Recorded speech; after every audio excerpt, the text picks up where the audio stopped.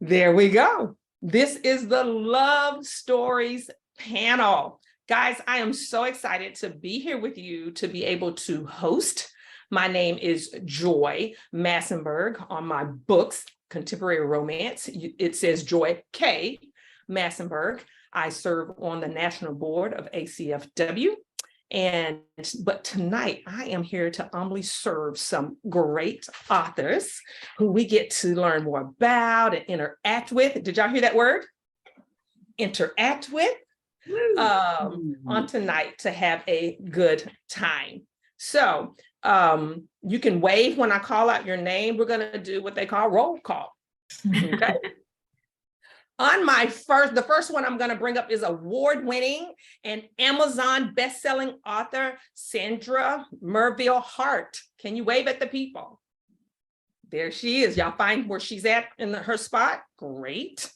Our next author on the panel is going to be best-selling award-winning Carolyn Miller. Woo! Hi. Here's y'all see her. All right. Unapologetically Texan, Paula Peckham. Hello. An avid reader and semifinalist in the Indies Today Awards, Taffera. If I pronounced that incorrectly, girl, go ahead, come off mute and let us know how it should be pronounced. It's Taffera, but that's okay. Oh, Taffera. Okay, yes. I love it, love it, love it. And then we have latecomer into creative writing, but worth the wait, R.F. Whong, and that R stands for Ruth. There are Hi. Your panelists. Woo. All right, guys. Make sure, guys, everybody else here have your questions ready. I'm going to give them some time to give us some information, and then I will break between so that different ones can ask different questions, okay? But we're going to give our authors some chance to just give you a little bit tonight. The questions that they're going to be answering on tonight, each author, they're going to give you the genre that they write. They're going to name the book that they're featuring for tonight. They're going to give us their elevator pitch or a small part of their blurb so that we have room for questions. And then they're going to tell you one fun thing about themselves that you cannot find on social media or their website. Okay? All right, guys, I'm going to mix it up. I'm going to go to the middle of the list, and we're going to start off with unapologetically Texan, Paula Peckham. Okay, I'm just scrolling back through because I can't remember which book I submitted. I'm looking. Oh, there it is. There it is. Okay. So I spent 19 years being a teacher at a high school in my town, and I taught math. So everybody is always surprised when I mention that that's what I taught. But, you know, hey, your brains can do both things. And always in the back was a story. And so finally, I had the time when I quit teaching to sit down and write. And my first novel was a Christian romance, historical romance.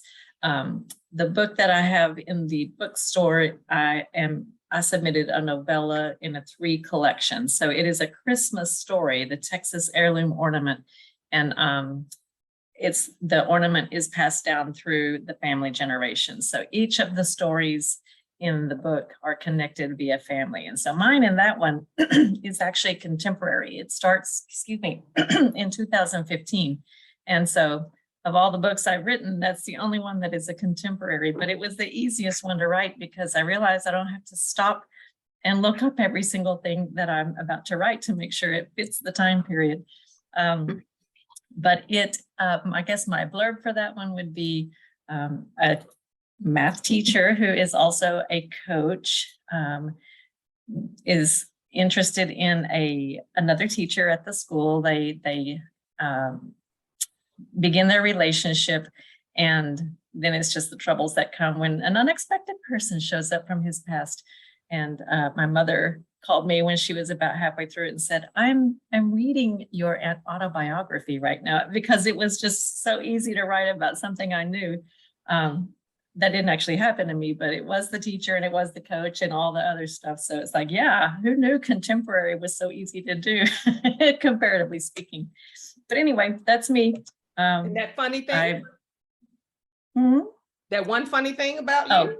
Or fun thing? Well, gosh, I don't know. I can't answer that off the top of my head. I don't know. I love reading, which I'm sure all of you can answer that too.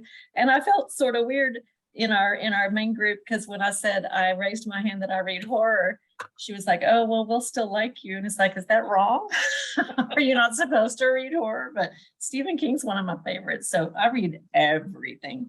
I'll read the cereal box, but yeah, anyway. Well, that's all right. Sandra Hart is coming right behind you, and she's gonna be able to answer those same questions and help us out. Hi, everyone. It's so good to be with you tonight. I write historical romance, and the book I'm featuring tonight is Byway. Oops, I should have done this before. It's Byway to Danger. There's the cover. It's book 3 in my Spies of the Civil War series. And the blurb is, the short one, is everyone in Richmond has secrets, especially the spies. Meg Brooks guards her secret activities as a Union spy living in Richmond, the Confederate capital, in 1862.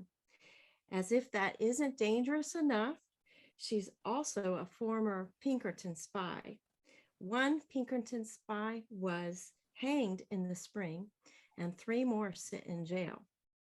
Unbeknownst to Meg, her boss at the bakery, Kay Dancy, is also a Union spy.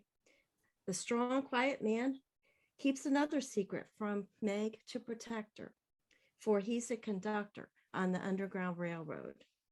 He provides food, clothing, and shelter until he's able to take them to the next safe stop several miles outside the city. Cade has done this for years before the Civil War and continues as the war rages.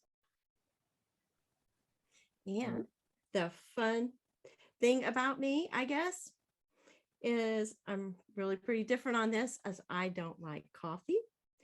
I never got over my little chocolate milk spree from when I was a little girl, and I still drink chocolate milk to start my day every day if I can. Oh, that's fun.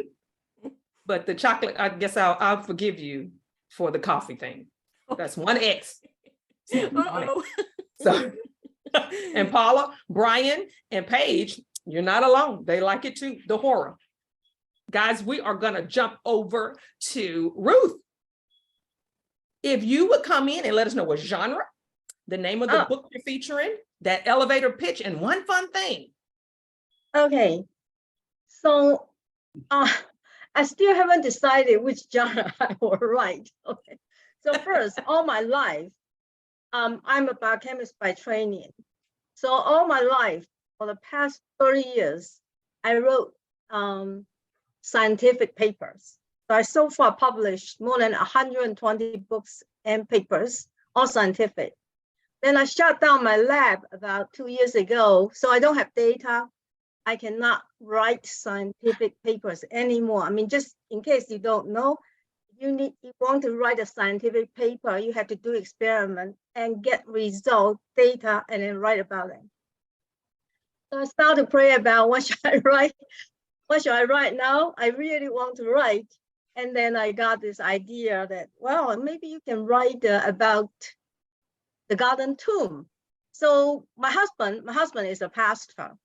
So a few years back, when during one of his sabbaticals, we both served at the garden tomb in Jerusalem as volunteers.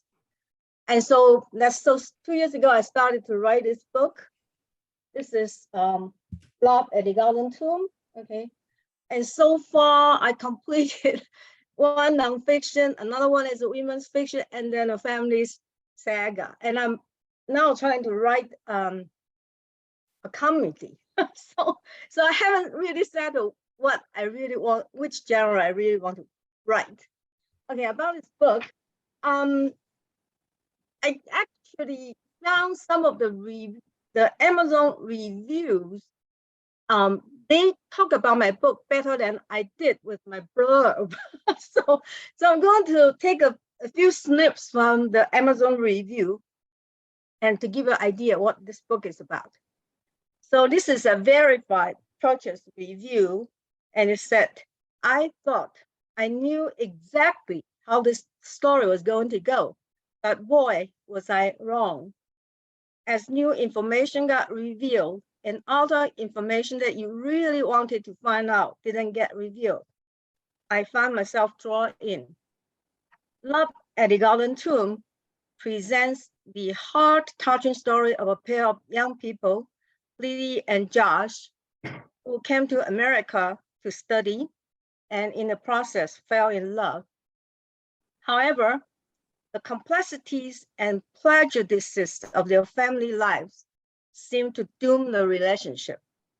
Okay, then you talk about, it was fascinating to peek behind the curtain of another culture to see how family dynamics, work ethic, and faith practices really interact to shape a person's life.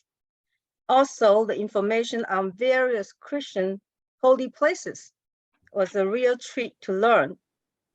See the young couple put their Christian faith at the center of their relationship, seeking to glorify God above all else is a refreshing change from many stories available right now. And it goes on, okay, there are more, but I'm not going to read it, okay? So there are some very good reviews on Amazon, and I truly appreciate them.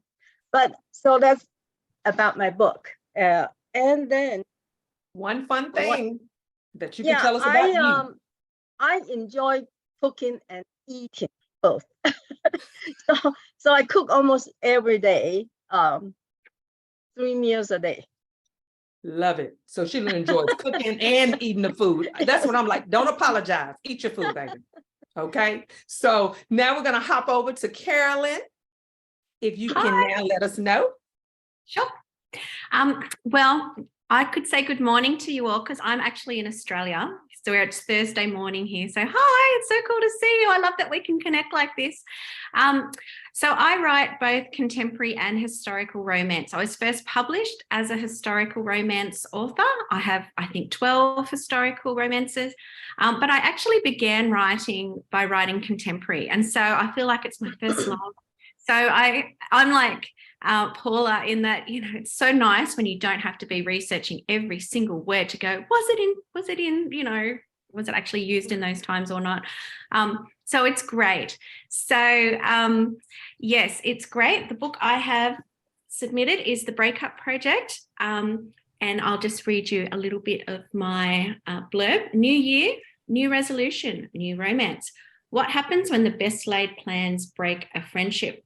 As the twin sister of hockey's hottest forward, romance-loving Brie Carlson is used to being ignored, leading to a New Year's resolution to not date any athlete in her goal to find Mr. Right. But what happens when the man who might prove to be her personal Mr. Darcy is her brother's hockey-playing best friend? And it might seem weird that I like hockey, but we can't help these things, people. So my actual first book began because I saw two athletes walking into the Vancouver Winter Olympics. So, you know, I have a bit of an interest in those sorts of things.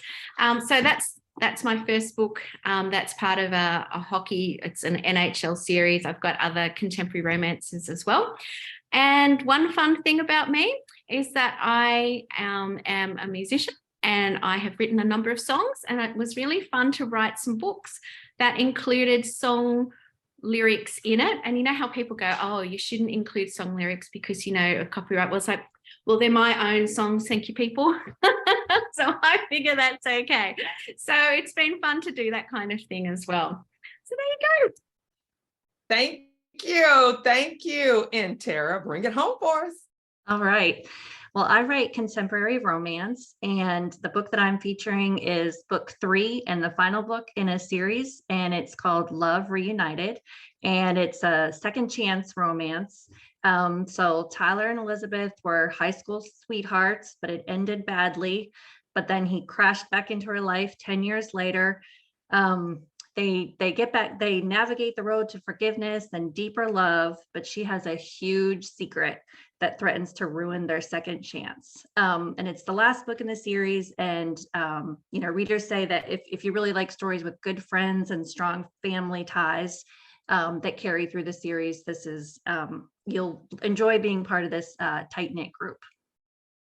Oh, and a fun thing about me. Well, since I write romance, I've been married for 25 years and we met on a blind date. So maybe that's interesting. Ooh, yes. My mind wants to know. Okay. Guys, if y'all haven't been seeing in the chat, they've been posting the web links, the websites of these authors. You can be making sure that you're copying and pasting and putting that away for yourself so you can make sure you interact with these authors later.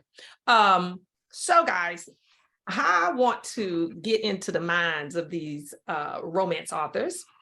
I don't know about them, but my husband loved me to Jesus, and I felt called to write romance because God can use that vehicle as well, because I felt love was not real. So I loved a man, I married a man I did not love. But going into almost that second year, I finally experienced what love was. So now I feel like I need to share those stories for someone else. So I always say that qualifies me to write about it because I'll be married 30 years to that man. So it wasn't a feeling. I learned some principles. So I like to share them with my characters. So now the next question for our authors: why love stories and what qualifies you to write about them? All right, y'all know I'm gonna mix it up a little bit. We are going to jump right back over to Carolyn this time, okay? Okay. She thought she was Well, being Korean, not. I've been married for 25 years. And my husband and I used to pastor a church for 10 years or so. So I feel like along the way, I've seen a lot of what works in a relationship and what does not.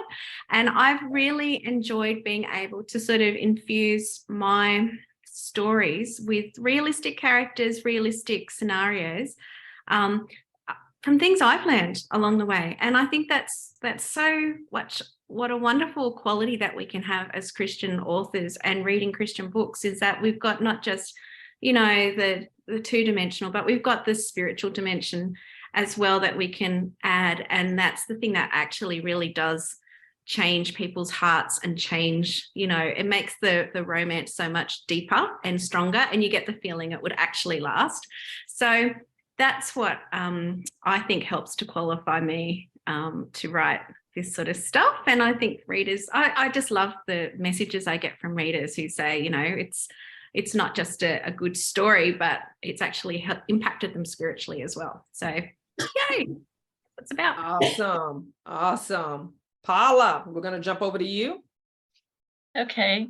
Well, growing up when I was in high school, romance was my favorite thing to read. So I've read 10 million of them. So, you've got all that experience floating around in your head to draw your story ideas from. But one thing as a Christian, in the world today, sometimes it's kind of hard to look at a person and tell any different.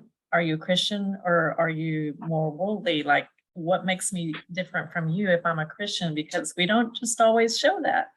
And so I wanted to write romance stories that show not perfect people, because we aren't, but people who live a normal life with normal struggles and normal temptations, the same thing that the world deals with, but then how do we deal with it from a perspective that God would approve of? And so I write my stories where the characters struggle with temptation, and there's yearning, and there's deception, and disappointment with each other, the same thing that we all deal with. But I hope by putting God's little layer in there as well, that maybe that could show somebody, oh, I didn't realize I could treat my love relationship this way and have it be something that would honor God.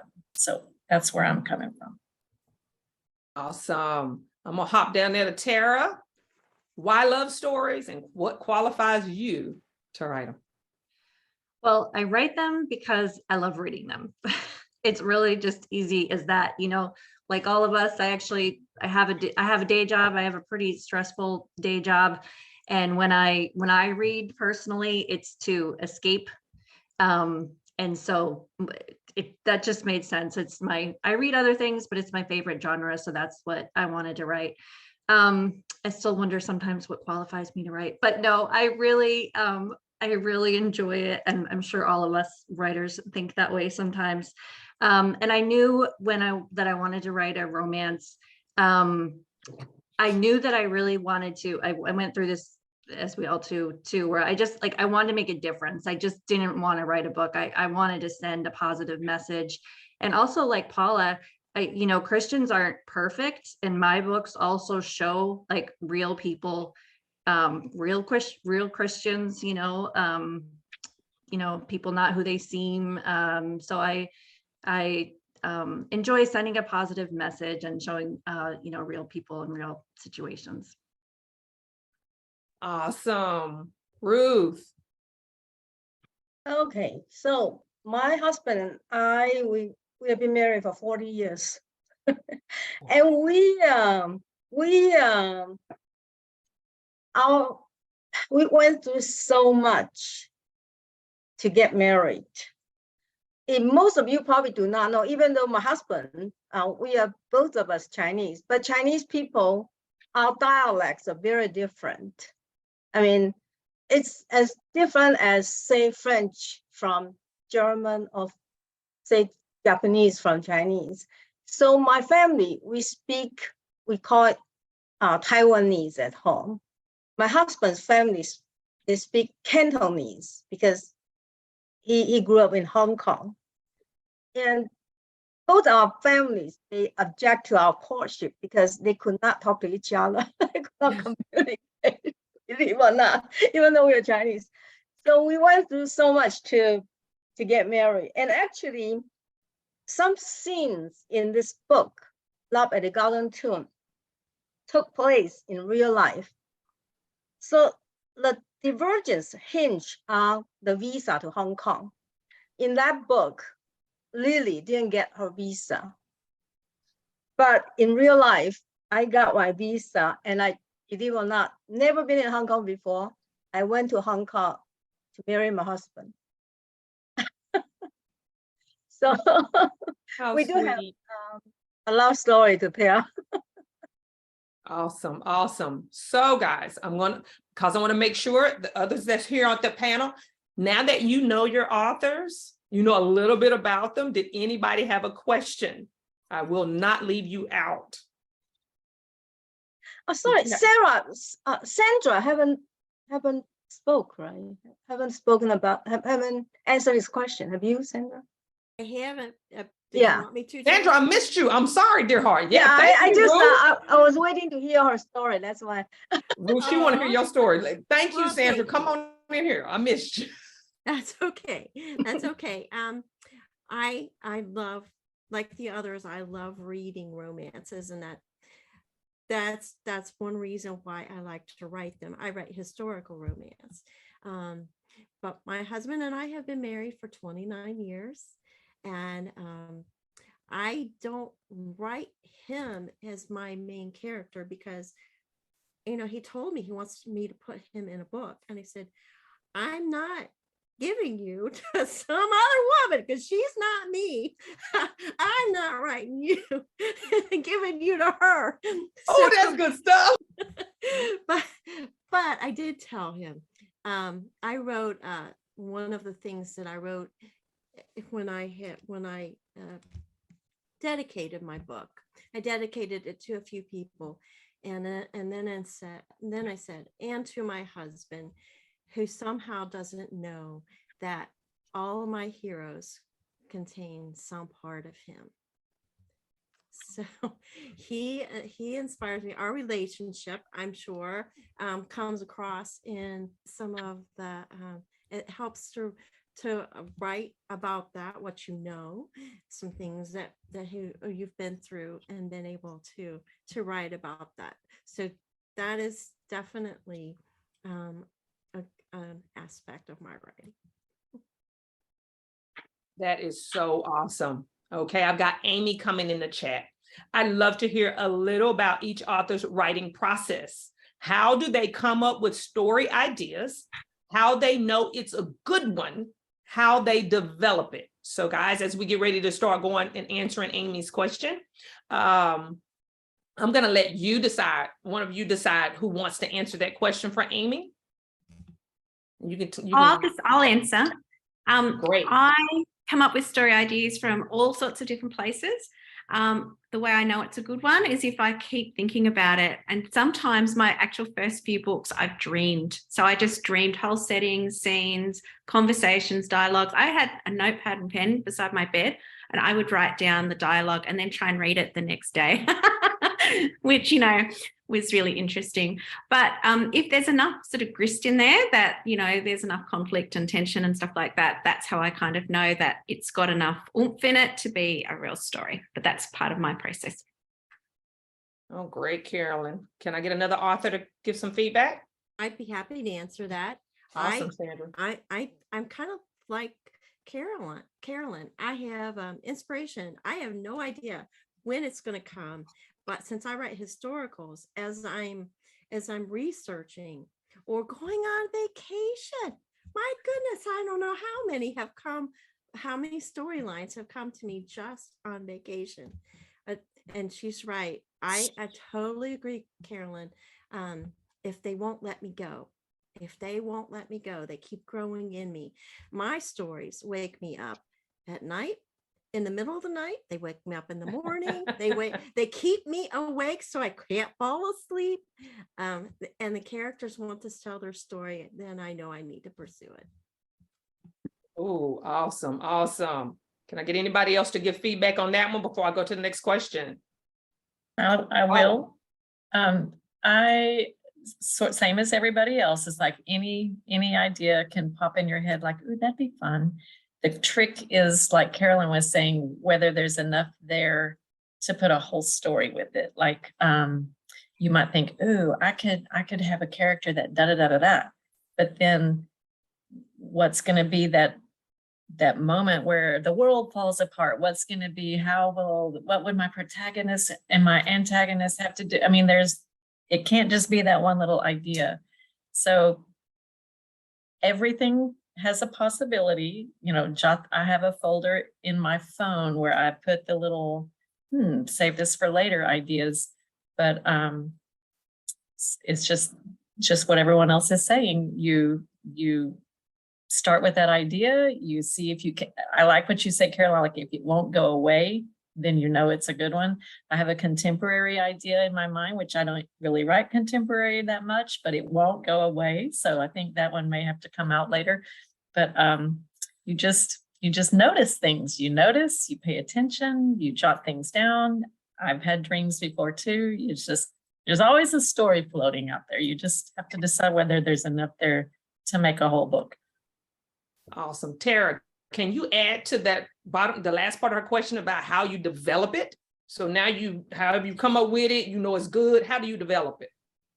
Well, sometimes it's funny listening to everyone talk because it could be a little. So my second book in this series, I was sitting at church one day and I was watching the worship team, and literally that's all it was. And then I don't know if it was during church or when I left church, I don't remember, but it just made me start thinking like, well, what if, because you think like, oh, the worship leader, oh, they're so, they're so perfect and they're, the idea took me, oh, he's so handsome, but like, what if he wasn't what he seemed? And literally that's how the idea started. And it just took off from there. So, I mean, you do. So then you just sit down, and whether you're a plotter or a, pantser, you still, even if you don't plot everything out, so I imagine that I came home, took that idea and then, okay, well, what else happens? That's just the start of it. So, okay, with this and this and that, it just kind of goes from there. Love it. Ruth, we don't want to leave you out. Okay. The development part. So this book, as I mentioned, I got this idea during one of my devotions that, write about the garden tomb. And I started to think that there's so many things we experience while we're serving as volunteers there. We spent 8 weeks in Jerusalem. So I was thinking about the Palestinian Christians that we ran into, and we have colleagues at the garden tomb. The Muslim who came to Christ because of a vision, actually. This woman walked into garden tomb and wanted to know about Jesus. So it was about thinking about writing all this together. I was like, I need to string them together into something that people would like to read, right? So that's why this book started out as really trying to talk about something very serious and end up into a contemporary romance. But you will see, as many of the reviewers commented, it's a very serious book. Definitely, it's not just for entertainment or a love story. So if you are like after work, you want to relax, please do not read this book because you will find you cannot relax, because there are many serious issues that I try to talk about, bring up for readers to think about. And so the book is just keep changing. At the end, it becomes what it is today. Got you. So with that in mind, guys, our next question is coming from Brian. He says, hey, he's only read a handful of romances, and that's fine. He said, but what he's heard is that the romance market is very formulaic. So what's your take on formula? And do you find it constraining? Yeah, so, maybe I'll continue, because when in the middle of writing this book, somebody told me that your book may not sell very well because you are breaking the formula. You are not like, all very easy read, entertaining, and just, a guy and a girl, they fall in love and all this stuff. I'm just thinking, well, do I really care about my book sales or not? I think I'm hoping, maybe not a lot of people read my book, but I'm hoping everyone who reads it found something that is meaningful, inspiring. And that's actually what I've been finding from the reviews left on Amazon. I mean, like they said, well, it's definitely not a romance. As the you didn't let the formula constrain you. You wrote the book you wanted to write. Gotcha. So like the verified, the purchase review, like I said, I thought I knew exactly how the story was going to go, but yes, ma'am. Sandra. Formula, what do you think? Okay. Forgot that I was muted. There is a formula. There's some publishers that have a very strict formula that if you don't follow it, you don't get a contract. The way that it's done in Christian romance is you show the male point of view and the female point of view. I kind of like, if in a perfect world, I would like to just write a whole book from just her point of view, because when I'm going through romance, all I know is my own. But there is a formula, but some people are not as strict as others, and mine seems to work out for my publisher, which is Wild Hart. Awesome. I'm going to go through the questions so I can make sure I get everybody's questions. My other authors, I'm coming in. Star wants to know, what's your weekly word count goals when writing a novel? Love it. Well, I'll go with that because I've been really working on being more disciplined here lately. It doesn't feel like this is a lot of words when you just say it out loud, but when you are trying to write it, it does feel like a lot of words. So I try to do at least 1,000 a day if I'm working on a story. If I may be doing other authory things, like our speaker said a little bit ago, that there's being a writer and then there's being an author, and the author part of it takes up some of your time as well. So if I am sitting down to write a story, I should be able to easily do at least 1,000 a day. I can do more if that's all I do all day long, but that's what I shoot for. Awesome. Tara, can you give us some feedback on that one? Word count? Yeah. So best laid plans, right? So I had a goal of 1,000 words a day, and Paula, it does sound like a lot. I think so. I think I might be on the slower side. I don't know, but kind of depends on where you are in the book too. But so I set my first book, I said 1,000 words a day, and then I'm a very structured kind of person, and I actually like the formula. So if I set a goal for myself, I'm going to beat myself up so that if I don't meet the goal. So then I just kind of said, I'm going to write every day, or almost every day. And then if it's not 1,000 words, at least I'm keeping going, and then that like works for me, because I also was finding, I really do try to write every single day, because I find that even if I take off a couple days, just the way it works for me is I lose it. Like I lose the momentum. I feel like I have to go back more and figure out where I was. It seems crazy because it's only 2 days, but that's just what works for me. So then with book 3, I tried to write, I have a program that I use where it basically you put in when you start and when you want to finish it, and then it gives you your daily word count. And so I started with a lower word count, and I was like, oh, this is going to be great, less pressure. But then I got a new job, and then I couldn't write for a little bit, and then I was all behind. So now I just I still, I guess, try for that 1,000 words a day, but it's more like I really just try to write every day. And I do pretty well that way. Love it. Tara, can you tell them what program that is? That didn't somebody for mine that might Yeah. It's Story Origin, and it is awesome. And if you get off track, it's called the Goal Tracker in Story Origin. And you can message me if you have any questions about it. But I cannot even say how much I love it and how much it has helped me. There we go. Carolyn. I'm a NaNoWriMo fan, and I don't do it officially each year, but I think the first time I did it, I crushed my 50,000 words because I'd just written another story. So I had the whole story world in my head, and I'm like Tara in that I'm learning to protect my headspace. And so when I'm in the throes of a story, I will just write and get it done. So if I'm focused and I'm in the zone, I can write 5,000 words a day. My last book, I wrote 75,000 words, I think, in just 2 weeks or so.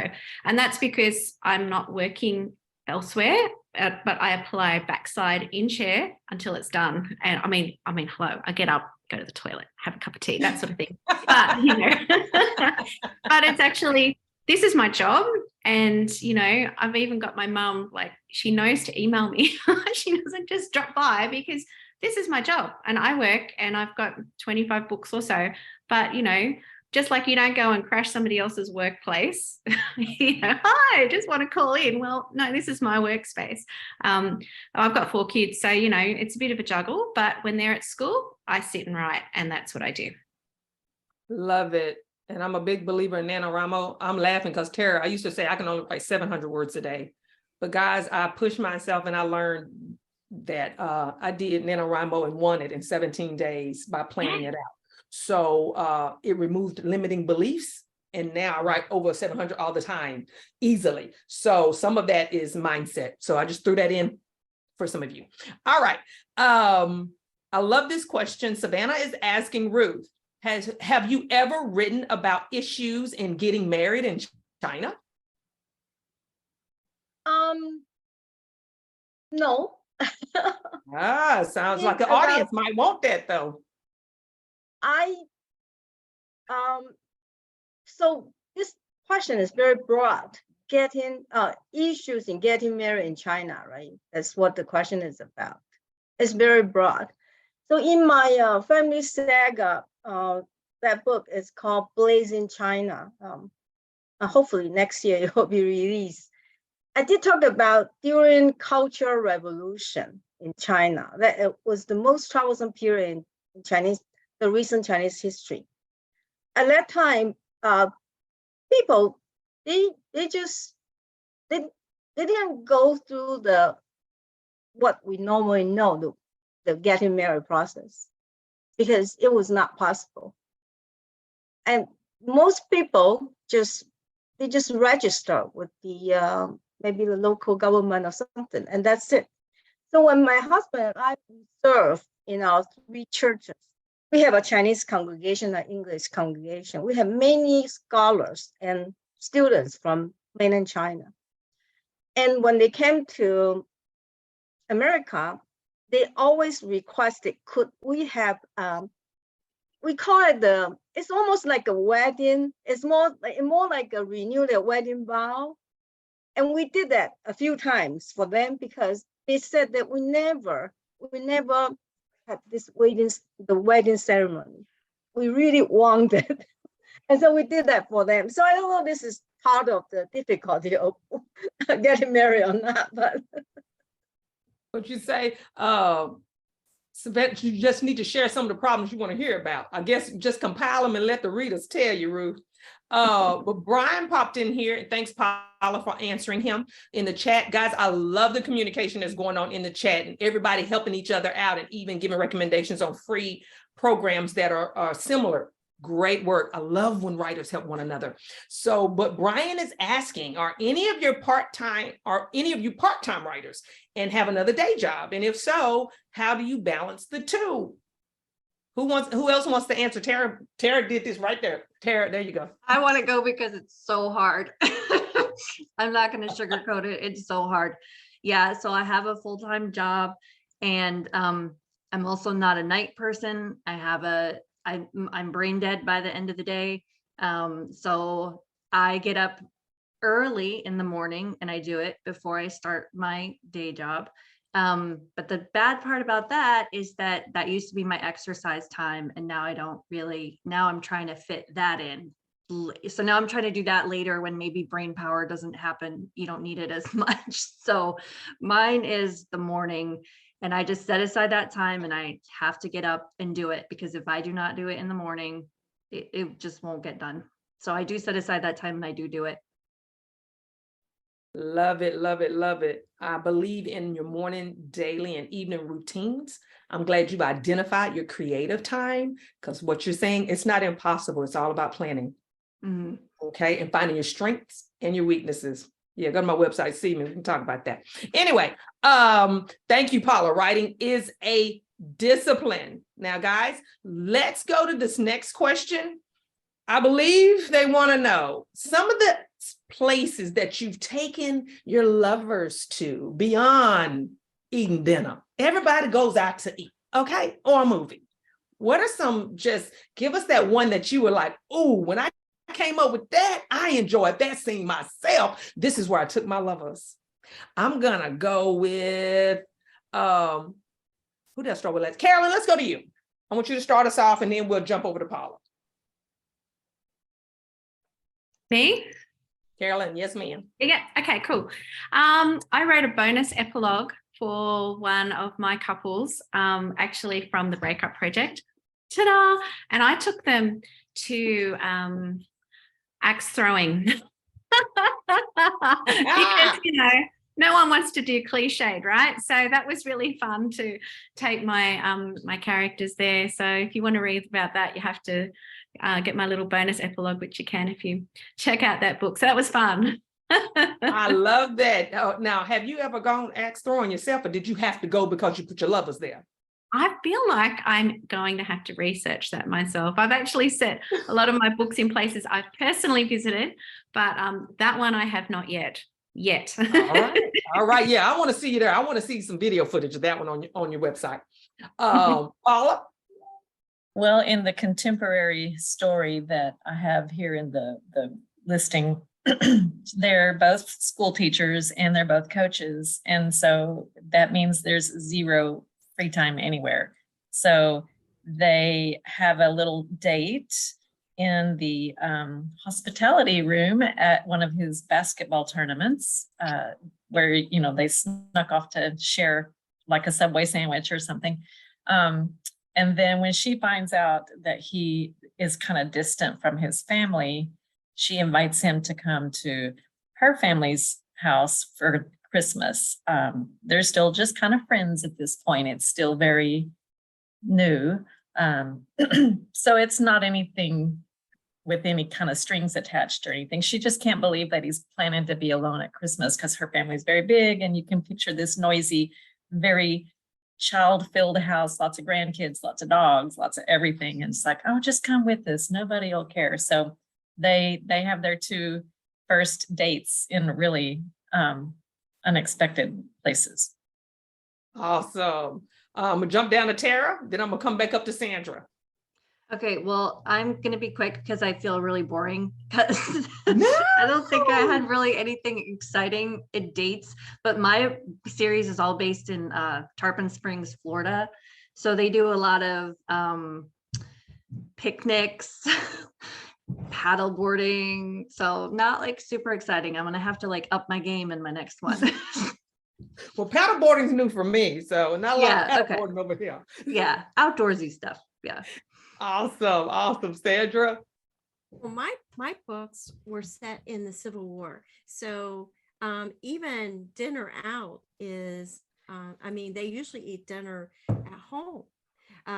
In that time period, dinner out was really more rare.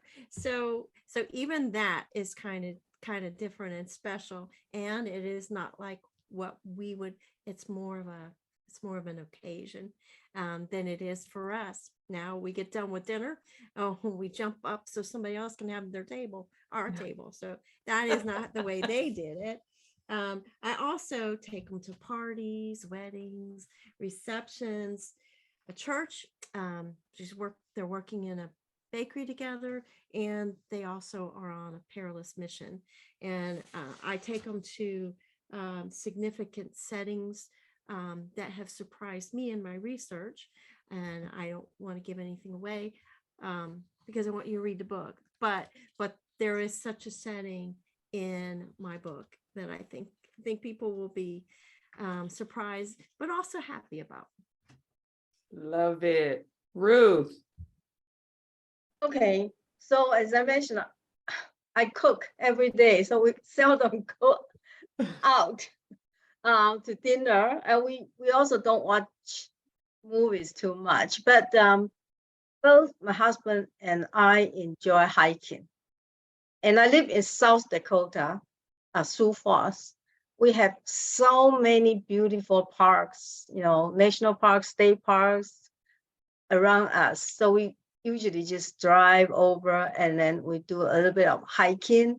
And I just really love the time hiking together because it's a little bit boring. So you need to get yourself into an interesting conversation with, in my case, with my husband. So it really helps. Awesome. Love the answers. Thanks, guys. Continue to put your questions. Like I said, I love the interacting and the talking in the chat. That's good stuff. So, do you ever run out of ways to make them kiss?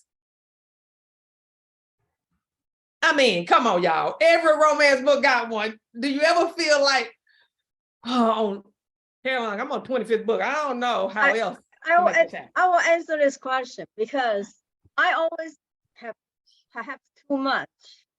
And that's, I believe that's one of my first submission to the ACFW critique group was that, this is Christian fiction. Tone it down.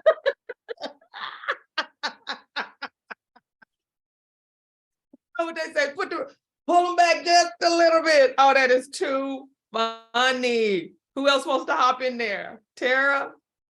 Yes, so I gotta grab. So yes, it's hard to come up with different ways. I usually probably spice that up a little bit, fix that a little bit in the editing process. But when I was at the Florida Christian Writers Conference last year, and there was a speaker can't remember her name. She was so good, Leslie something.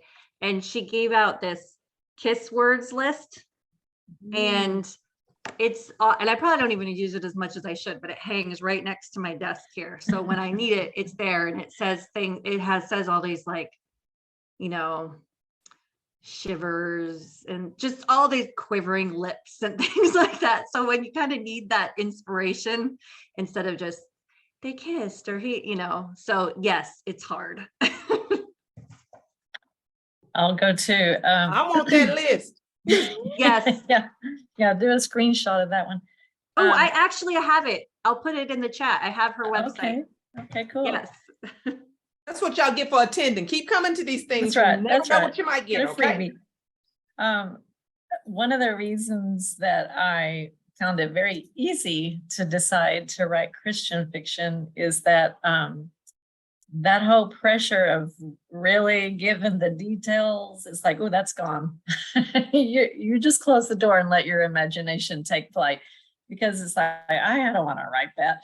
But I did send my editor a question the other day, because I'm working on book 3 in my series right now. And it's like, is it okay for their first kiss for me to mention anything about his tongue? And she replied back, she said, well, if it's a first kiss, there shouldn't be a tongue. And it's like, okay, I retract the question. But she's like, just leave it up to their imagination. It's like, all right, fine. Oh, I like what you're getting editor conversations in the background. Don't y'all love when y'all hear stuff that goes on in the background? Oh, so who else wants to comment on that one? Anybody else? I agree, it is hard, but I try not to focus on it. I know it's leading up to that, but I focus on what they're doing in each second, rather than focusing on that. And then when I get there, that's when I stress out about how to do it. But, and you're right, there's how many ways can you say it in a Christian novel? So I do want that list, by the way. I put it in the chat. Thank you so much for that. Oh, that was good stuff. All right, Amy has a question. Amy says, how do you decide what themes to include? Do you start with a question or problem, or does it come out as you write? Okay, I'm gonna go back to Sandra, and let's start it with Sandra this time. Okay, I'm sorry, I was copying that. Can how many? How do you decide what themes to include? Do you start with a question or a problem, or does it just come out as you write? I think what I do is I think about my characters, what they're going through, what is the main question of the story. I think about that and how they would react. But I also, I'm telling you, every book that I have ever written, I think that it's about something, and that's the story that's up here. But they all seem to go and have themes that are underlying, and it goes throughout the books. And really, I never intended to put it there, but God, as he gives us a story, he puts that, that's woven into it. And so there's always more than one thing, more than one theme that's part of the story. Love it. Another author want to jump in on that one? I think it depends on what story you're actually writing. And for me, some things have started because it's a problem that I've noticed. For other things, it's just been something I sort of outwork. I'm a pantser, so I'll just discover things along the way. Love it. Now, Paula. There. My book 2 in my series was supposed to be part of a Christmas anthology. And so when I first started it, I was trying to, my idea was okay, I'll use my characters I just had, because I've already got that setting and I know them. So I won't have to start from scratch. It'll just be chapter 2 of their life. And so since it was supposed to be in a Christmas anthology, I thought I'd try to write it so that it was kind of paralleling the birth of Jesus. And so she could have a baby in a barn, and maybe there'd be like this kind of angelic-y type character in the story that maybe the reader is never sure if that person was real or not real or whatever. So I gave him the name Gabe for Gabriel. And then about chapter 4, that whole thing just took a hard right. And it's like, oh, that's so much better. And it just turned out being this whole theme of well, it's called A Father's Gift. So there's a character who he's married, they're about to have a baby. So he's a father, but he lost his father when he was young. So there's that relationship to deal with. But then the father, the heavenly father, like all of it just, man, it meshed together really well. And it's like, I didn't know that's what this was going to be, but thanks, God. Thanks for that little direction to go sideways. Like you just never know what it's going to actually turn out to be. I do try to plot my books out very lightly when I start, but I know that's probably going to happen somewhere in the middle and it's going to veer off somewhere different. And so you can't really decide what you're going to do until you know the characters better. And then maybe that theme kind of comes to mind. It's like, ooh, I could weave all this together and this is going to be good. But it's usually not there at the beginning. Awesome. Anybody else? I don't want to leave an author out. If you want to tune into this one, how do you decide what themes to include? Do you start with a question or a problem, or does it come out as you write? Maybe I'll share. So far, all my 3 books, including the one published, Love and the Garden Tomb, they all deal with betrayal, redemption, forgiveness, and reconciliation. So that is the focus. And there's so many things in our life, all related to that. So to me, some of them are my own personal experience, and some of them my friends, but that's mainly so far my focus. And I, in a way, when I was writing recently, I finished this book called Confessions of a Pastor's Wife. Okay, I'm a pastor's wife, so this Confessions. It almost like very therapeutic. I was able to write all this things down, and many of them happen in real life. And at that point, I was really hurt. And when I wrote it down, now I feel actually much better. So. Until y'all think something going on. We got 3 pastors' wives. Are there any more on here? Wait a minute. All the pastors' wives writing about love. We might need to have a consultation. So anyway, let me get back on track. Tara, did you get that? They need you to do a screenshot because they went there and couldn't find it. Everybody wants that list. Okay. I am going to ask this. As you're writing your love stories, what book? I want everybody to do this one. What craft book or even a podcast would you recommend to people here that they should check out? That's helped you to write your stories. I have on my desk 2 books on the corner. One is synonyms, it's called The Synonym Finder. And the other one is the Emotional Thesaurus, where what emotions, this emotion, what actions, what mental reactions are there, what's going on inside of you physically. I love using both of those. Awesome. Thank you. You gave me one I hadn't heard of. So thank you. That I also use that one that Sandra mentioned, that emotion one. But I found one more book that actually is synergetic to that book. It's called The Body Beats. And so I think writing Body Beats, because I found it's very difficult, because we all know to avoid dialogue tags, we have to write action beats. But how many action beats can you really come up with? You have all this emotion you want to express. You smile, you grin, you chuckle. How many beats can you? So this body beats, this book, it really helps me because I can always say, for example, I would say that he frowned. It's so boring, right? So you can go into this book. There's like 20 ways of describing how a person frowns. So Got you. that one really helps me. Awesome. Carolyn? Yeah, I'm another fan of the emotion thesaurus and the emotional wound thesaurus because it just helps you get inside a character's feelings and how they would actually cope in different situations. So if you've got them in a frightening situation or whatever, how does that actually physically feel? And when you do that, you're operating from deep point of view, which helps your reader connect with you. So it's worthwhile checking out. Awesome. You know, guys, I think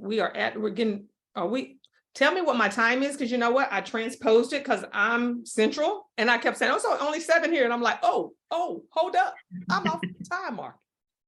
It is. We're over by 10 minutes. Guys, y'all got to get up out of here, okay? You cannot hang out over here at the love panel all night. This was some great things, guys. They said we're over at 8:10. Hold on. Yeah, it is that time. Put that in the chat. They're telling me it's time to go. Boy, we got to do this meetup again. It was fun. Yeah. It's Thanks, fun. You did an awesome job hosting. Thank Thank you, Joy. Tara. You did great. Thank you, Sandra. Yeah, thanks a lot, Joy. So good. Bye, everybody. Bye.